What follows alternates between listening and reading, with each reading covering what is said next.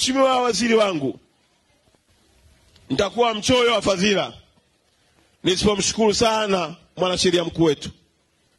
Kakangu Johari, naomba usimame tena. Huyu ni kijana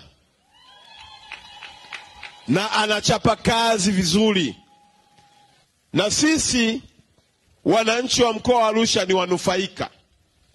Mwanasheria mkuu ni kiungo muhimu sana katika mambo yote ya sheria ndani ya nchi yetu. Na ukitaka kuelewa, angalia rais akishamaliza kuapishwa, chunguza katika watu wa kwanza anaowateua rais kama hujamkuta mwanasheria mkuu. Huyu ndio mtunzaji wa katiba yetu. Huyu ndio anayesimama kutafasiri katiba yetu. Nikasema mwanasheria mkuu huyu ni moyo wa sheria wa nchi. Waziri ataingia bungeni, atasimamia mchakato wa sheria.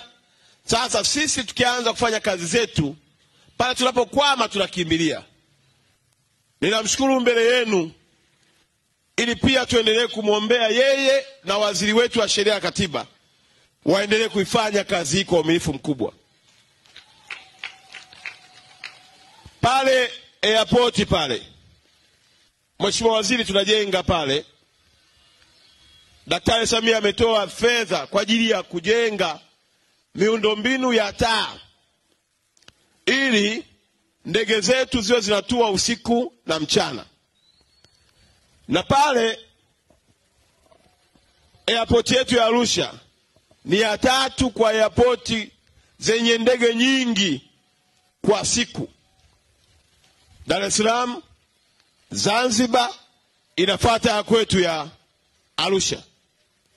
Lakini sisi tunafanya kazi mchana tu, usiku ndege haziruki.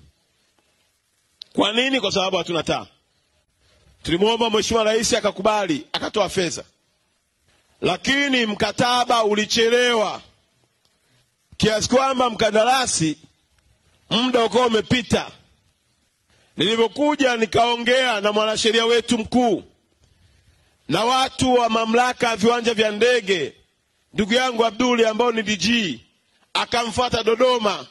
Mwanasheria huyu Hamza kwa upendo wake mkubwa ametukwamlia mkataba wetu. Sasa mkandarasi anaanza kazi ili na sisi ndege za Arusha zitue usiku na mchana. Hebu makofi mengi sana kwa mwanasheria mkuu wetu. Lakini pia mfahamu ya kwamba waziri wetu wa TAMISEMI Mheshimiwa Mchengerwa alifanya ziara mwaka jana. Alipofanya ziara katika mkoa wetu, tulimuomba barabara. Na barabara zile tulivyomuomba, tulihitaji mkono wa mwanasheria. Dodoma nilipokuwa kwenye bunge, baada ya mkurugenzi kuniambia mkataba wetu umekwama, mheshimiwa tunaomba utusaidie. Nikamwambia umekwama wapi? Akasema tunahitaji mkono wa mwanasheria mkuu. Nikamtafuta Hamza, kama mwanasheria mkuu nisaidie, wananchi wa Eso wamesubiri sana barabara yao. Ina urefu karibia wa kilomita 1.8. Sasa ukienda pale Eso Longdong, kilomita 1.8, imeahidiwa miaka nenda rudi na haijengwi. Nikamwambia kakangu nisaidie, wananchi wanahitaji lami. Kaniambia nitumie hizo nyaraka, nikamtumia. Kesho yake anasema Makonda mdogo wangu, nimeshamaliza jambo lako, nenda kajenge barabara kwa ajili ya wananchi. Lakini pia mnafahamu hapa Arusha tumekuwa na mambo ya stendi na soko vinaimbwa kila siku. Kila siku wimbo wa stendi soko imekuwa kama chorus. Inajengwa stendi, inajengwa, akiimba huyu mwingine anaitikia. Wakati mwingine hakuna hata vyombo vya kupigwa, lakini kuna mtu anaanza pambio, stendi inajengwa na soko linajengwa. Hakuna stendi iliyojengwa wala soko lililojengwa.